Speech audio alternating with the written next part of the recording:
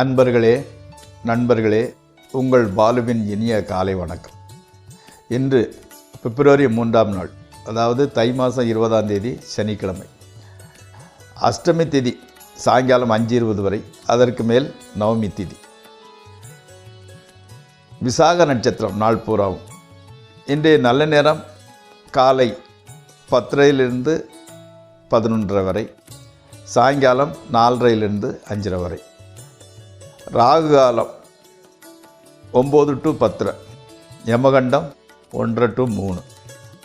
இன்று சந்திராஷ்டிரமம் மீனராசிக்காரர்களுக்கு. அணிய வேண்டிய நிறம் கருப்பு அல்லது நீலம். சாப்பிட வேண்டியது வாழைப்பழம். அடுத்து 12 ராசிகளுக்கு உண்டான பலன்கள்.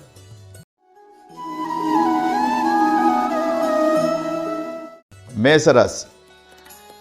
தாமதமான திருமணம் நிச்சயமாகும். அதாவது என்கேஜ்மெண்ட்டு அல்லது பூமுடிக்குன்னு சொல்லுவாங்க இல்லையா, அந்த மாதிரி கன்ஃபார்ம் ஆயிரும். ஆமாம். கணவன் மனைவியாக இருப்பவர்கள் மனைவியுடன் சுற்றுலா பிக்னிக் செல்லக்கூடிய சூழல் உருவாகும். தாயின் மனம் நிறைஞ்சிருக்கும். அந்த மாதிரி நடந்திருப்பீங்க. அவங்க சந்தோஷப்படக்கூடிய அளவுக்கு நிகழ்ச்சி நடந்துக்கிட்டு இருக்கும். ரொம்ப சந்தோஷமாக இருந்துக்கிட்டு இருப்பாங்க. மாணவர்களுக்கு எஜுகேஷன் நல்லா இருந்துக்கிட்டு இருக்கும். கணக்கு படத்தில் கூட டியூஷன் போயிட்டு வந்த பிறகு இப்போ நல்ல மார்க்கு வந்துக்கிட்டு இருக்குது அவங்களுக்கு. ஆமாம். அதாவது டிரைவிங் செய்கிறது உங்களுக்கு ரொம்ப இஷ்டம். ஸோ எங்கே போனாலும் வண்டி வாகனத்தில் தான் நீங்கள் போய்கிட்டு இருப்பீங்க. ஓகே. அடுத்து ரிஷபராசி. ட்ரெஸ்ஸிங் சென்ஸு உங்களுக்கு நல்ல ட்ரெஸ்ஸிங் சென்ஸு உள்ள ஆட்கள் நீங்கள். இன்றைக்கி மட்டும் உங்களுக்கு பொருந்தாத சட்டை தான் போட்டுக்கிட்டு இருக்கீங்க. காரணம் என்னென்னு தெரியாது. அதே மாதிரி மனைவியுடன் சிறு சிறு உரசல், கருத்து வேறுபாடுகள், நீ என்ன சொல்கிறது நான் என்னதை கேட்குறதுங்க மாதிரி கொஞ்சம் டாமினண்ட்டாக பேசி அதனால் சின்ன பிரச்சனைகளை நீங்களே தான் உருவாக்கிக்கிடுவீங்க. ஆமாம். வாகனம் ரிப்பேர் வந்துடும். அது இன்றைக்கி அந்த ஒன்று மேலே ஒன்று அந்த டென்ஷன் கூடிக்கிட்டே போகுது. ஆமாம். வேண்டாத செலவினங்களை நீங்களே உண்டு பண்ணிக்கிடுவீங்க. ஆமாம். ஆஃபீஸுக்கு போனால் அங்கே உள்ள பெண் ஊழியர்கள், அதாவது லேடி ஸ்டாஃப்னால் சின்ன சின்ன பிரச்சனைகள் வருது. ஆமாம். அப்போது முன்னாலே தெரியறனால அவங்ககிட்ட ஜாக்கிரதையாக நடந்துக்கோங்க. ஜாஸ்தி பேச வேண்டாம். That's all. அடுத்து மிதுன ராசி. பெண் குழந்தை பிறக்கும். கர்ப்பமான பெண்களுக்கு குழந்தை பிறந்துன்னா அது பெண் குழந்தையாக இருக்கிறதுக்கு 99% வாய்ப்பு இருந்துக்கிட்டு இருக்குது. அடுத்தால விருப்பம் இல்லாதவர்களுடன் பொழுதை கழிப்பீர்கள். அதாவது உங்களுக்கு விருப்பம் இல்லாத ஆள், ஆனால் சூழ்நிலை, இப்போ வேலைக்கு மேனேஜர் சொன்ன பிறகு அவரோட சேர்ந்து இந்த ப்ராஜெக்ட் செய்யுங்க அது இதுன்னு சொன்னனால அவங்களோடையே பாதி நாள் போய்கிட்டோம். விருப்பம் இல்லாதவங்களோட என்னத்தை பேச முடியும்? ஸோ இன்றைக்கி ஃபுல்லாக போர் அடிச்சுக்கிட்டே போகும். ஆமாம். அதே மாதிரி அந்த ஞாபக சக்தி கம்மியாகுது எஜுகேஷன் அதாவது ஸ்டூடெண்ட்ஸுக்கு. அதே மாதிரி கையெழுத்து சரியாக எழுதுறதில்ல. அந்த கையெழுத்துனால மார்க்கு சரியாக வர மாட்டேங்குது. ஆமாம். அதனால் அந்த ஹேண்ட் ரைட்டிங்கை கொஞ்சம் டெவலப் பண்ணுறதுக்கு உண்டான வழியை பண்ணுங்கள். பேங்கிங், டீச்சிங், ஹெச்ஆர் சம்மந்தப்பட்ட டிபார்ட்மெண்ட்டில் உள்ளவங்களுக்கு மட்டும் ரொம்ப நல்ல ஒரு பெனிஃபிட் கிடைக்கிது, மன திருப்தி கிடைக்கிது. அடுத்து கடகராசி. வீடு சம்பந்தப்பட்ட செலவுகள் வர்றதுக்கு உண்டான வாய்ப்பு இருந்துக்கிட்டு இருக்குது. புதிய தொழில் அல்லது முதலீடு இன்வெஸ்ட்மெண்ட் பண்ணுறதை பற்றி டிஸ்கஸ் பண்ணிக்கிட்டு இருக்கீங்க வேண்டப்பட்டவங்களோட. ஆமாம். அடுத்தால இந்த ஷூ, செப்பல், அந்த மாதிரி கால் சம்மந்தப்பட்டதுக்கு வாங்கக்கூடிய காலணின்னு சொல்கிறோம் இல்லையா, அதை வாங்குவீங்க. ஆமாம். அதாவது எதை கண்டும் கவலைப்பட மாட்டீங்க, அந்த மாதிரிப்பட்ட மென்டாலிட்டி உள்ளவங்க. ஆனால் ஓவர் ஸ்டெப் வைக்காதாங்க. எதையுமே your steps should be measured. அதாவது காலடியை அளந்தே வைங்கள். ஏன்னா அந்த அஷ்டமசரி நடக்க நம்ம எடுக்க முடியும், தப்பாயிடக்கூடாது இல்லையா. அதனால் ஸ்டெப்பு பார்த்து வைங்க. அடுத்து சிம்ம ராசி. உங்களுக்கு எப்படின்னு கேட்டிங்கன்னா, அந்த விடாமுயற்சி உங்களை சக்ஸஸ் பெற வைக்குது. அந்த விடாமுயற்சிங்கிறது உங்களுக்கு எப்போவுமே துணை நிற்குது. அதனால் நீங்கள் எவ்வளோ பிரச்சனை வந்தால் கூட அதிலிருந்து மீண்டு விட்டுருவீங்க. ஆமாம். அதே மாதிரி ஜேர்னலிசம், லா, அந்த மாதிரிப்பட்ட துறையில் இருக்கிறவங்களுக்கு நல்லா இருந்துக்கிட்டு இருக்கும். நீங்கள் மனைவிட்ட பேசும்போது, அதாவது ஹார்ம்லெஸ் ரைஸ்ன்னு சொல்கிறாங்களா, நீ தான் தேவதை, நீ வந்த பிறகு நல்லா இருக்கேன், இந்த மாதிரி நீ அசல் அந்த இது நயன்தாரா மாதிரி ஏதோ ஒன்று அவங்க அதை விரும்புவாங்க. அது செய்கிறதுனால உங்களுக்கு ஒன்றும் லாஸ் வரப்போகிற இல்லையா. சொன்னீங்கன்னா உங்களோட இந்த பொழுது நல்லபடியாகவே கலந்துக்கிட்டு இருக்குது. ஆமாம். அதே மாதிரி வந்து உங்களுக்கு வந்து அந்த காரியத்தை சாதிக்கணுங்கக்கூடிய ஒரு வெறி உங்களுக்கு வந்து நல்ல முன்னேற்றத்தை கொடுக்குது. Keep it up. அடுத்து கன்னியாராசி. அதாவது கன்னியாராசிக்காரங்களுக்கு லக்னத்தில் கேது, 7ஆம் இடத்துல ராகு இருக்கிறதுனால வந்து எப்படின்னா ஓட்டப்பந்தயத்தில் வெயிட்டை தூக்கிட்டு ஓடுறது மாதிரி உங்களால் வந்து மற்றவங்களுக்கு ஈடு கொடுத்து ஜெயிக்க முடியல. ஆனால் கூட வந்து எப்படின்னு கேட்டிங்கன்னா தளர்ந்து விடுறதில்ல, விடாமல் ஜெயிச்சுக்கிட்டு தான் இருக்கிறீங்க. அதே சமயத்தில் உங்களுடைய பேச்சு சாமர்த்தியம் வந்து உங்களை சக்ஸஸ் பண்ண வைக்குது. அதே மாதிரி வந்து சில சுப காரியங்கள், குழந்தைக்கு பேர் வைக்கிறது, தொட்டில் போடுறது, சீமந்த இந்த பாட்டுப்பட்ட நிகழ்ச்சிக்கு போய் நீங்கள் வந்து அதை முன்னின்று நடத்தக்கூடியது, செலவு பண்ணக்கூடிய அளவுக்கு நீங்கள் நல்லா வருவீங்க. ஆமாம். எவ்வளவு அது ஆஃபீஸாக இருக்கட்டும், தொழிலாக இருக்கட்டும், எவ்வளவு சிக்கல் வந்தால் கூட அதிலேருந்து உங்கள் சாமர்த்தியத்தினால வெளியே வந்துடுங்க.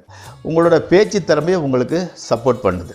ஓகே, வாழ்க நன்று. உங்களோட முயற்சிகள், உங்களோட சாமர்த்தியத்தினால நீங்கள் மேலும் மேலும் உயர்றதுக்கு உண்டான வாய்ப்புகள் வந்துக்கிட்டு இருக்குது. துளாராசி. முயற்சி வெற்றி அளிக்கும். சங்கீதம், அந்த பாட்டு படிக்கிறது, இந்த மாதிரிப்பட்ட துறையில் இருக்கிறவங்களுக்கு மிகப்பெரிய அதிர்ஷ்டமான நாள் இது. ஆமாம். கணவன் மனைவி உறவு நன்றாகத்தான் இருந்துக்கிட்டு இருக்குது. நூதன தொழில், விவசாயம், வீடு ரிப்பேர் போன்ற செயல்கள் சுமூகமாக போயிடுது. ஒன்றும் பிரச்சனை இல்லாமல் நல்ல வேலைக்காரங்க கிடைக்க நல்லபடியாக போய்கிட்டு இருக்குது. எதிரிகளை உங்களோட எதிரிகள் செய்யக்கூடிய சூழ்ச்சிகள்லேருந்து நீங்கள் தப்பித்துக் கொள்வீங்க. எதிர்ப்புகள்லாம் ஆட்டோமேட்டிக்காக விலகி போகுது. கடவுளோட கிருபையால் இந்த நாள் நல்ல நாளாகவே நடந்துக்கிட்டு இருக்குது. அடுத்து விருச்சிக ராசி. சுற்றத்தினர் வருகையால் வீடு கலகலவென்று இருக்கிறது. ஆமாம். அரசாங்க பதவியில் இருப்பவருக்கு அதிக அலைச்சல். குழந்தைகளின் கல்வியை பற்றிய கவலை, அது தேவையே இல்லாதது. அது காலேஜுக்கு போய் அப்படி பற்றி, இப்போ குழந்தையாக இருக்கும்போதே நீங்கள் எதுக்கு கவலைப்படுறீங்க, அதை பற்றி கவலை வேண்டாம். பட் உங்களது மனது கவலை படிக்கிறது. பெண் குழந்தை வந்து எப்படின்னா கலர் கம்மியாகிட்டே போகுது, அது ஒரு டென்ஷன் உங்களுக்கு. ஆமாம். அடுத்தால இன்னும் சொல்ல போகிறதா, வெளிநாட்டு போகிறதுக்கு உண்டான ஆஃபர் வந்துச்சுன்னா போகிறதா, குழந்தைகளை விட்டுட்டு போகிறதா, பிள்ளை விட்டுட்டு எப்படி போகிறது, மனைவி விட்டுட்டு எப்படி போகிறதுலாம் உனக்கு ஆஃபரை வந்து அதை உடனே அக்செப்ட் பண்ணிக்கோங்க. அது மூலம் உங்கள் வாழ்க்கையில் டேர்னிங் பாயிண்ட், முக்கியமான திருப்பு முறை காத்துக்கிட்டு இருக்குது. அடுத்து தனுசு ராசி. வாழ்க்கை துணை தவறு செய்தாலும் கண்ணும் காணாத மாதிரி எடுத்து விடுங்கள். அதாவது வந்து கணவன் தனுசு ராசியாக இருந்தால் மனைவி ஏதாவது சொன்னால் கூட, மனைவி தனுசு ராசி இருந்தால் கணவன் சொன்னாலும் கண்ணும் காணாத மாதிரி போய்க்கிடுங்க. என்ன காரணம்னு கேட்டிங்கன்னா, உங்கள் வாழ்க்கையின் வெற்றிக்கு இந்த போக்கு மிகவும் நல்லதை கொடுக்குது. ஏன்னா ஆரம்பத்திலேயே வந்து இங்கே டென்ஷனில் போனீங்கன்னா போன காரியமும் டென்ஷன் இருக்கும். இந்த மாதிரி இதை இருக்க பழகிக்கிட்டால் உங்கள் வாழ்க்கையின் வெற்றிக்கு இது முக்கிய காரணம். அது ஒன்று. ரெண்டாவது, இன்றைக்கி வந்து பண வரவு ஓரளவு திருப்திகரமாகத்தான் இருந்து கொண்டு இருக்கிறது. ஆமாம். இந்த சளி தொந்தரவு, இருமல் ஆல்ரெடி இருந்தது, இன்றைக்கி சரியாகிடுது. அதாவது வந்து அந்த த்ரோட் சம்மந்தப்பட்ட பிரச்சனைகள் வந்து சரியாகிடுது. சற்று சோம்பல்தனம் அது வந்து இருந்துக்கிட்டு தான் இருக்குது. அதனால் என்னென்னா அந்த ப்ராஜெக்ட் வந்து கொஞ்சம் டிலே ஆகிட்டு இருக்குது, இந்த சோம்பலால் ஸ்பீடாக செய்யாதனால இது. அடுத்து மகர ராசி. நீண்ட நாள் கனவு நனவாகிறதுக்கு உண்டான வாய்ப்பு இப்போ வந்துக்கிட்டு இருக்குது. ஆமாம். அதே மாதிரி வந்து சூழ்நிலை வந்து எப்படி வருதுன்னா, இப்போ உதாரணத்துக்கு நீண்ட நாள் கனவுன்னா எப்படி, நல்ல ஆடம்பரமான கார் வாங்கணும் அல்லது நல்ல வீடு வாங்கணும் அப்படின்னு நினச்சிக்கிட்டு இருப்பீங்க இல்லையா, அதுக்கு ஃபவுண்டேஷன் டேர்னிங் பாயிண்ட் மாதிரி இப்போ அடித்தளம் அமைக்கக்கூடிய நாளாக இந்த நாள் நடந்துக்கிட்டு இருக்குது. ஆமாம். தாய், அதாவது வந்து உங்கள் அம்மா கொஞ்சம் தூரத்துலேருந்து தனியாக இருக்கிறவங்க தூரத்தில் இருந்தீங்கன்னா அவங்கள பார்க்கறதுக்கு போகிறீங்க இன்றைக்கி. ஆமாம். இன்றைக்கி வந்து அம்மா கையினால் ருசித்து சாப்பிட்றீங்க. அந்த சூழ்நிலை வந்துக்கிட்டு இருக்கிறது. கவலை வேண்டாம். என்னடா இது நமக்கு சனி நடக்கணும் ஜோசியர் அப்படி சொல்லாது, எல்லாம் நல்லதே நடக்கும், கவலை வேண்டாம், கடவுள் உங்களுக்கு சப்போர்ட் பண்ணுறார். அடுத்து கும்பராசி. ஜென்ம சனியாக 2ஆம் இடத்துல ராகு இருக்கிறதும் பிரச்சனைகளை கொடுப்பதாக இருந்தாலும் உங்களுக்கு குடும்பத்தோட துணை உங்களுக்கு வந்து சப்போர்ட்டாக இருக்குது. என்ன துணைன்னா, உங்கள் குடும்பத்தில் உள்ள பெண்களின் ஜாதக பலம், அதாவது மனைவியாக இருக்கலாம், மகளாக இருக்கலாம், மருமகளாக இருக்கலாம், அவங்களோட ஜாதக பலன் வந்து உங்களை பெரிய சிக்கல்லேருந்து காப்பாற்றிக்கிடுது. அதனால் வந்து டென்ஷன் வேண்டாம். ஆனால் ஒன்று, ரொம்ப படாடவமாக ஆடம்பரமாக இருக்க வேண்டாம், சிம்பிளாக இருங்க. இந்த சனி பகவான் வந்து சிம்பிளாக இருக்கிறவங்கள பார்த்தா இஷ்டம், அதனால் பெரிய பாதிப்புகள் உங்களை உண்டு பண்ண மாட்டார். பெற்றோரை வந்து சந்தோஷமாக வச்சுக்கோங்க. வாக்குறுதி எதுவும் கொடுக்க வேண்டாம். அதாவது வந்து வாக்குறுதி கொடுத்தா நிறைவேற்ற முடியாது. ஸோ அதில் நீங்கள் கொஞ்சம் உஷாராக இருந்துக்கோங்க. வேறு எந்த பிரச்சனையும் கிடையாது. அதே மாதிரி மீனராசி உத்தியோகத்தில் இருக்கிறவங்களுக்கு சின்ன பிரச்சனைகள் வந்துக்கிட்டு இருக்கும். ஆமாம், அதாவது ஓட்டப்பந்தயத்தில் கலந்துக்கிட்டு இருக்கிறவங்க வந்து 2வது ப்ரைஸுக்கு நேரத்தில், அதாவது வின்னிங் பார்டரை நெருங்கக்கூடிய சமயத்தில் ஏதோ கால் இடைஞ்சது மாதிரி நீங்கள் ஜெயிக்கக்கூடிய நேரத்தில் ஏதாவது பிரச்சனை வந்து உங்களை, ஃபார் எக்ஸாம்பிள் உங்களுக்கு ஒரு நல்ல ஆஃபர் வருது, மேனேஜர் சொல்லிக்கிட்டு இருக்கிற இடத்துல நீ தான்பா அது அந்த போஸ்ட்டுக்கு வரப்போலன்னு சொல்லும்போது கடைசி நேரத்தில் வேறு ஒருத்தர் கொடுக்க வந்துடுறாரு. அப்போ வந்து மனசு கொஞ்சம் டென்ஷன் ஆகிக்கிட்டு இருக்குது. ஆமாம், ஆனால் கூட மேலதிகாரிகள் உங்களுக்கு மேலே உள்ளவங்க சுப்பீரியர்ஸு சப்போர்ட்டாக இருக்கிறாங்க, அவங்களையும் கை மிஞ்சி அவங்க நேரம் அங்கே போய் நிற்கிது. அதனால் கொஞ்சம் உஷாராக இருந்துக்கிட்டு இருங்க. குடும்பத்தினருக்கு விரோதி போல் தான் தெரிஞ்சுக்கிட்டு இருக்கிறீங்க. நீங்கள் நல்லவங்களோ கெட்டவங்களோ செகண்டரி, உங்கள் குடும்பத்தில் உள்ளவங்க எல்லாமே உங்களை ஒரு எனிமி மாதிரி தான் பார்த்துக்கிட்டு இருப்பாங்க. அதனால் வந்து இந்த சனி பகவான் ஆஞ்சநேயர் கோயிலுக்கு போயிட்டு வாங்க, எல்லா பிரச்சனைகளும் சரியாகும். நண்பர்களின் பேச்சை கேட்க வேண்டாம். உங்களோட மெயின் பிரச்சனைகளுக்கெல்லாம் காரணம் உங்களோட நண்பர்கள் பேச்சை கேட்கறது. உஷாராக இருங்க. இப்பொழுது ஜோதிட பாடத்திற்குள் செல்வோம். நேற்றே சொல்லியபடி புதன் எதனால் அலிகிரகம் என்று அழைக்கப்படுகிறது என்பதை புராண கதையின் மூலம் நான் விளக்குகிறேன்.